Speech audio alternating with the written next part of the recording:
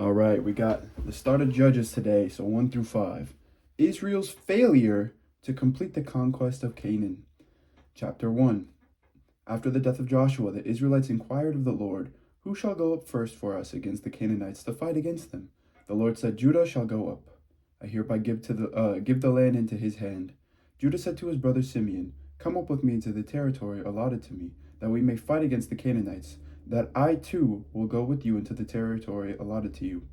So Simeon went with him. Then Judah went up, and the Lord gave the Canaanites and the Perizzites into their hand, and they defeated 10,000 of them at Bezek. They came upon Adonai Bezek at Bezek and fought against him and defeated the Canaanites and the Perizzites. Adoni Bezek fled, but they pursued him and caught him and cut off his thumbs and big toes.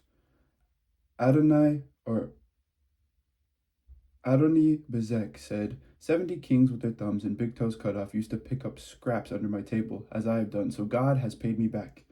They brought him to Jerusalem, and he died there. Then the people of Judah fought against Jerusalem and took it. They put it to the sword and set the city on fire. And afterwards the people of Judah went down to fight against the Canaanites who lived in the hill country, in the Negeb, and in the lowlands. Judah went against the Canaanites who lived in Hebron. The name of Hebron was formerly Kiriath Arba.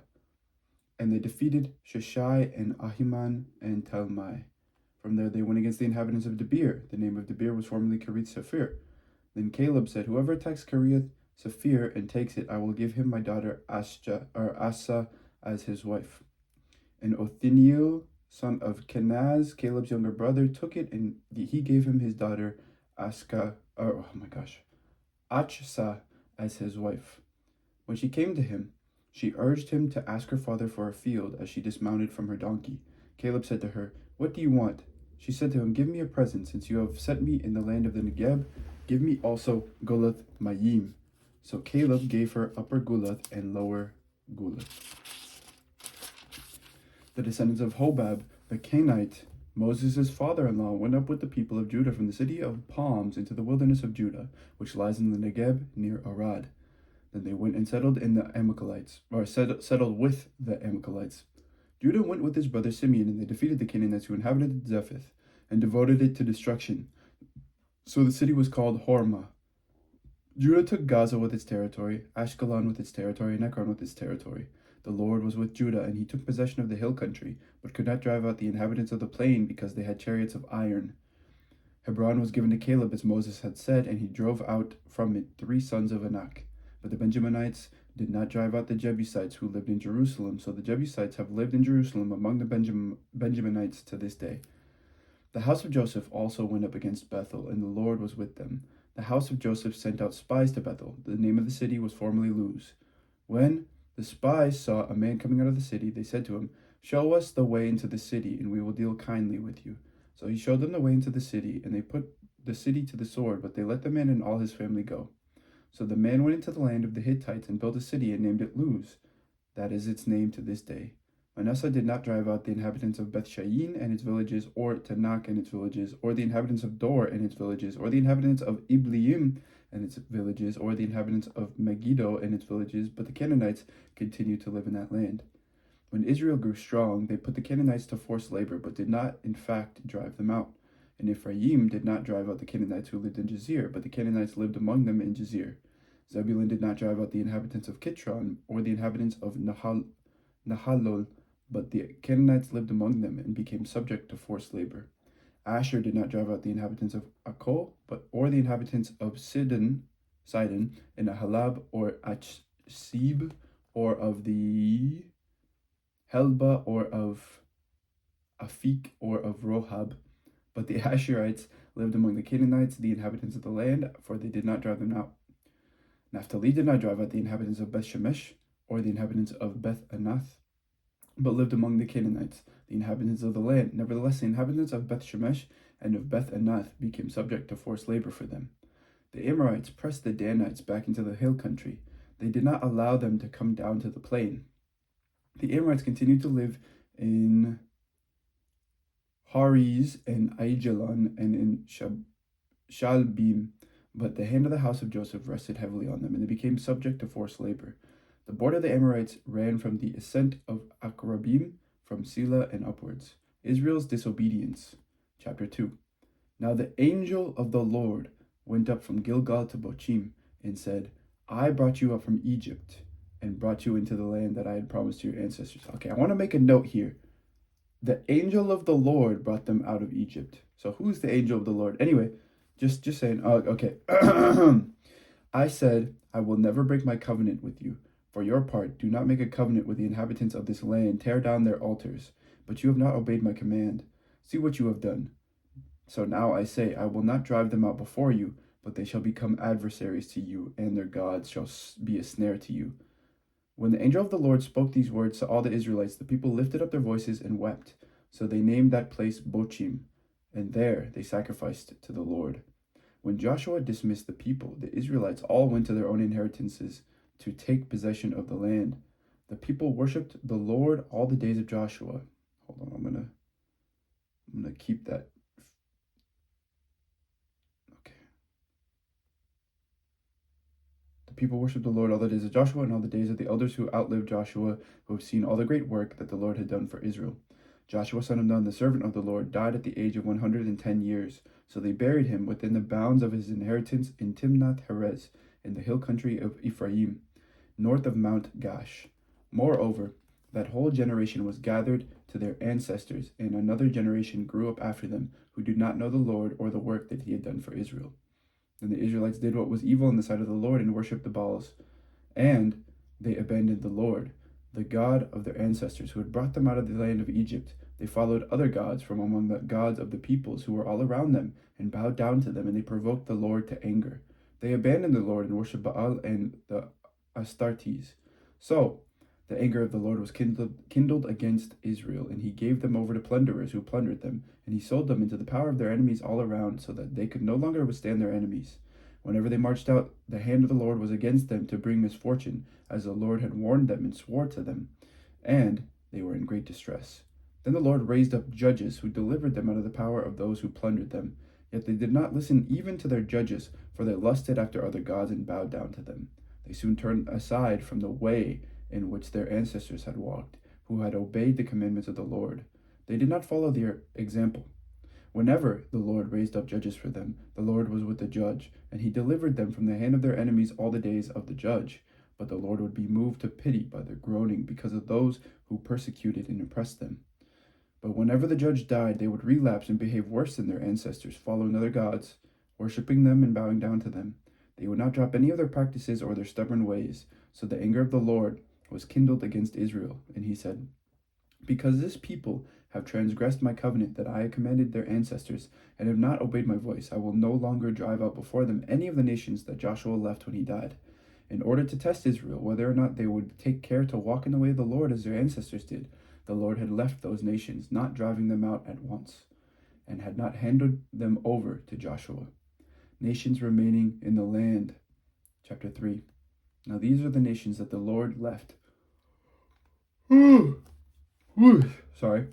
That the Lord left to test all those in Israel who had no experience of any war in Canaan. It was only that successive generations of Israelites might know war, to teach those who had no experience of it before.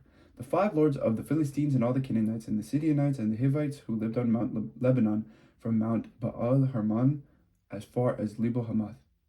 They were for the testing of Israel, to know whether Israel would obey the commandments of the Lord, which he commanded their ancestors by Moses. So the Israelites lived among the Canaanites, the Hittites, the Amorites, the Perizzites, the Hivites, and the Jebusites, and they took their daughters as wives for themselves, and their own daughters they gave to their sons, and they worshipped their gods. The Israelites did what was evil in the sight of the Lord, forgetting the Lord their God, and worshipping the Baals and the Asherahs. Therefore the anger of the Lord was kindled against Israel, and he sold them into the hand of King Cushan Rishathaim of Aram Naharaim. And the Israelites served Cushan Rishathaim for 8 years. But when the Israelites cried out to the Lord raised up a deliverer for the Israelites, who delivered them, Othniel son of Kenaz, Caleb's younger brother. The Spirit of the Lord came upon him, and he judged Israel. He went out to war, and the Lord gave King Cushan Rishathaim of Aram into his hand, and his hand prevailed over Cushan Rishathaim. So the land had rest for 40 years. Then Othniel son of Kenaz died. The Israelites again did what was evil in the sight of the Lord, and the Lord strengthened King Eglon of Moab against Israel, because they had done what was evil in the sight of the Lord. In alliance with the Ammonites and the Amalekites, he went and defeated Israel, and they took possession of the city of palms. So the Israelites served King Eglon of Moab for 18 years. But when the Israelites cried out to the Lord raised up for them a deliverer, Ehud, son of Gera, the Benjaminite, a left-handed man. Ooh, he's cool. The Israelites sent tribute by him to King Eglon of Moab. Ehud made for himself a sword with 2 edges, a cubit in length, and he fastened it on his right thigh under his clothes. Then he presented the tribute to King Eglon of Moab. Now Eglon was a very fat man. When Ehud had finished presenting the tribute, he sent the people who carried the tribute on their way. But he himself turned back at the sculpted stones near Gilgal and said, I have a secret message for you, O king. So the king said, Silence! And all his attendants went out from his presence. Ehud came to him while he was sitting alone in his cool roof chamber and said, I have a message from God for you. So he rose from his seat. Then Ehud reached with his left hand, took the sword from his right thigh, and thrust it into Eglon's belly. The hilt also went in after the blade, and the fat closed over the blade, for he did not draw the sword out of his belly, and the dirt came out. Then Ehud went out to the vestibule, and closed the doors of the roof chamber on him, and locked them. After he had gone, the servants came. When they saw that the doors of the roof chamber were locked, they thought, he must be relieving himself in the cool chamber, so they waited until they were embarrassed. When he still did not open the doors of the roof chamber, they took the key and opened them, and there was their lord lying dead on the floor. Ehud escaped while they delayed, and passed beyond the sculptured stones and escaped to Seirah. When he arrived, he sounded the trumpet in the hill country of Ephraim, and the Israelites went down with him from the hill country, having him at their head. He said to them, Follow after me, for the Lord has given your enemies, the Moabites, into your hand. So they went down after him and seized the fords of the Jordan against the Moabites, and allowed no one to cross over. At that time they killed about 10,000 of the Moabites. All strong, able-bodied men. No one escaped. Ooh, I'm tired today. Okay, so Moab was subdued that day under the hand of Israel, and the land had rest for 80 years. After him came Shamgar, son of Anath, who killed 600 of the Philistines with an ox goad. He too delivered Israel. Deborah and Barak. Chapter 4.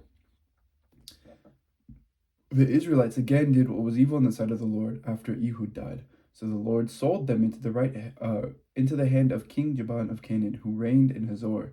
The commander of his army was Sisera, who lived in Harosheth Hagoyim. Then the Israelites cried out to the Lord for help, for he had 900 chariots of iron and had oppressed the Israelites cruelly for 20 years.